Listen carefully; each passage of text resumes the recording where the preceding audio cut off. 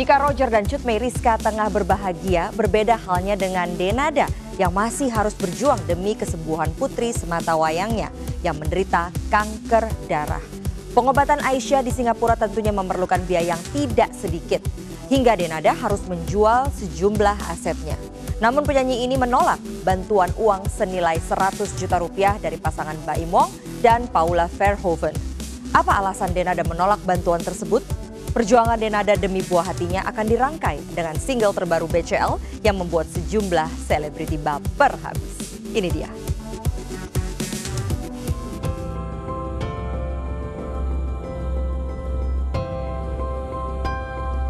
Pemirsa, sejak putrinya Aisyah menderita kanker darah atau leukemia, Denada tidak henti berjuang untuk mendampingi serta mencari biaya pengobatan. Denada bahkan harus menjual 2 rumah serta 1 apartemennya. Dan tanpa diduga, dalam akun YouTube-nya Denada tiba-tiba mengungkapkan rasa terima kasih kepada Baim Wong lantaran suami Paula Verhoeven tersebut diam-diam memberi bantuan dana sebesar 100 juta rupiah untuk kesembuhan Aisyah.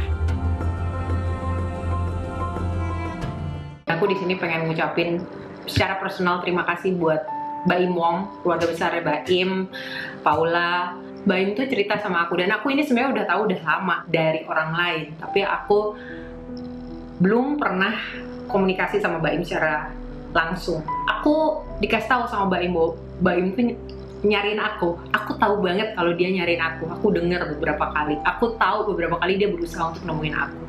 Kenapa dia nyariin aku? Dia mau menyampaikan, dia bilangnya bahasanya menyampaikan amanat bantuan berupa uang untuk Aisyah. Dan jumlahnya nggak main-main, 100 juta. Itu menurut aku jumlah yang gede banget, 100 juta. Wow.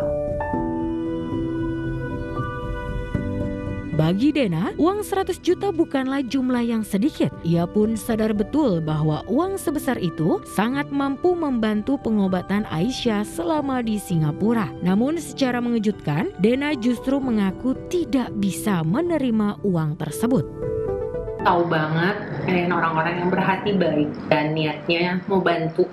Dan aku berterima kasih sekali dan aku bersyukur sekali kepada Allah dan aku mendoakan semoga niat baiknya Baim dan Paula ini dicatat sebagai amal kebaikannya Paula dan Baim. Dan semoga Allah senantiasa menolong mereka. Tapi jujur aku nggak bisa terima 100 juta itu.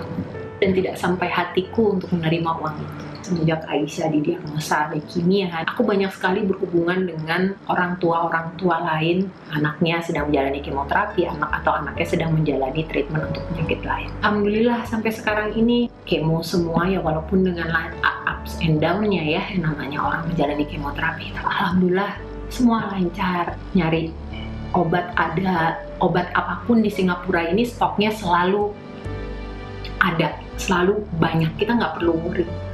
Dan ternyata di Indonesia banyak anak-anak kanker yang saat ini kesulitan untuk bisa dapat obat kanker karena stoknya nggak ada. Ada juga yang mereka stoknya ada tapi mereka nggak bisa beli, nggak punya duitnya. Jadi aku bilang sama Baim, aku bilang banyak sekali orang-orang yang sekarang ini lebih membutuhkan uang itu dibanding aku.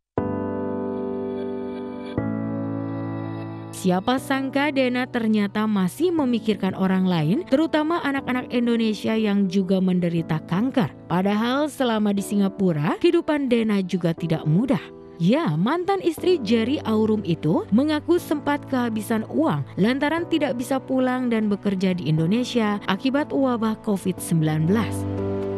Bukannya aku nggak mau menerima dan tidak menghargai niat baiknya, tapi aku juga bilang pada saat itu bahwa bukannya nggak pernah dalam 6 bulan terakhir ini khususnya ya, masuk ke 7 bulan ini, aku tuh bener-bener kayak bahasaku ya, nyerempet. Ya Allah ini gimana ini gitu. Aku pernah sampai saldo tabunganku itu di ATM-ku itu 200.000. Tapi aku tinggal di Singapura.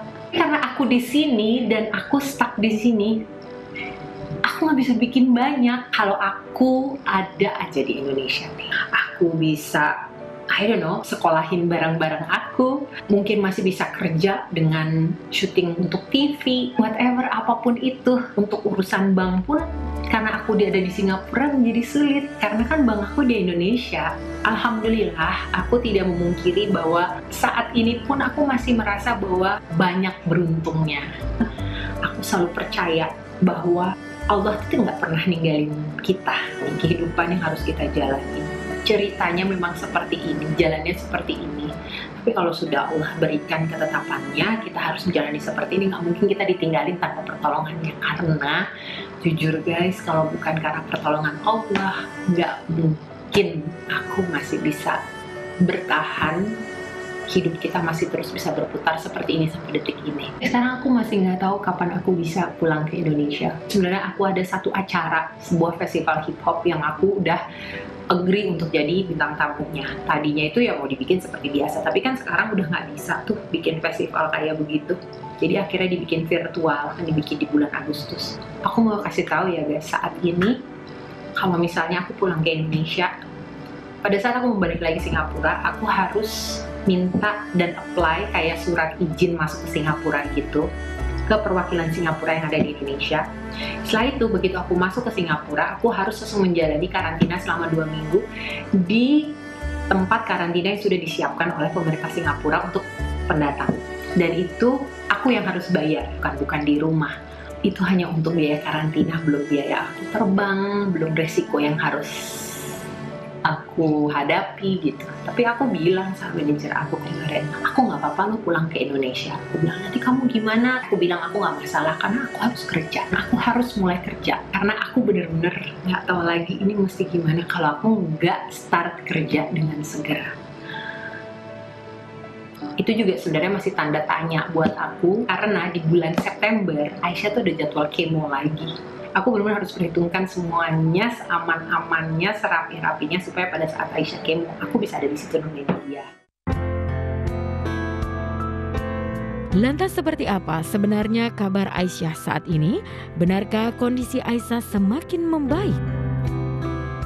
Kondisi Aisyah alhamdulillah baik-baik aja, masih di Singapura, masih harus treatment, masih di bawah pengawasan dokter juga gitu. Tapi dia baik-baik aja, alhamdulillah. Nah, harapan kedepannya ya aku cuma kepengen yang gampang-gampang aja lah. Yang paling utama buat aku adalah aku kepengen Aisyah lancar semua treatmentnya, terus bisa menyelesaikan semua treatment dengan baik, semua treatment akan berhasil sesuai dengan yang kita harapkan. Aisyah akan sehat, sembuh, pulih, dan kita semua bisa menjalani ini dengan sebaik-baiknya.